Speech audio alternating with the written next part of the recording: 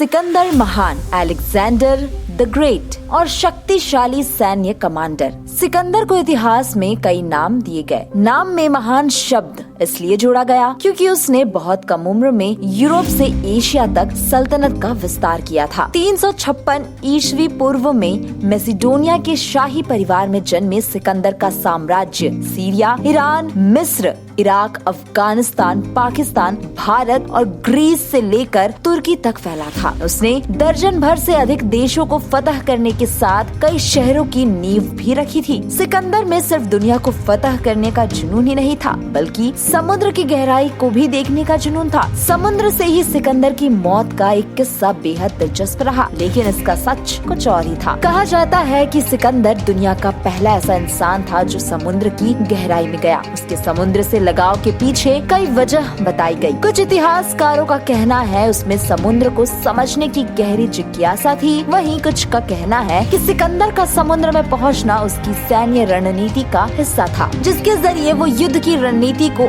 और भी शक्तिशाली बनाना चाहता था। सिकंदर के गुरु कहे जाने वाले अरस्तु ने 4वीं शताब्दी ईसा पूर्व में जिस पनडुब्बी का जिक्र किया, उसका संबंध सिकंदर से था। सिकंदर के समुद्री करतब का ये किस्सा दिलचस्प रहा है। एक बार सिकंदर ने समुद्र की गहराई तक पहुंचने के लिए शीशे के विशाल जार का इस्तेमाल किया। वो ऐसा जार था जिसके अंदर पानी पहुंचना मुश्किल था। सिकंदर उस जार में बकरी, कुत्ता और बिल्ली के साथ बैठे थे। वो उसके बाहर का पूरा नजारा देख सकते थे। कांच के उस बंद जार को जंजीर से जोड़ा गया ताकि उसकी मदद से वापस पानी से बाहर भी निकला जा सके। सिकंदर चाहते थे कि उसकी जंजीर ऐसे विश्वसनीय हाथों में हो जो उसे बाहर निकाल सके। इसलिए वो जंजीर उसने अपने प्रेमिका के हाथों में थामकर समुद्र में उतर गया। सिकंदर के पानी में पहुंचने के बाद उनकी प्रेमिका के पास एक नया प्रेमी आया और एक प्रस्ताव रखा। प्रेमी ने कहा, जंजीर को पानी में फेंक दो और मेरे साथ भाग चलो।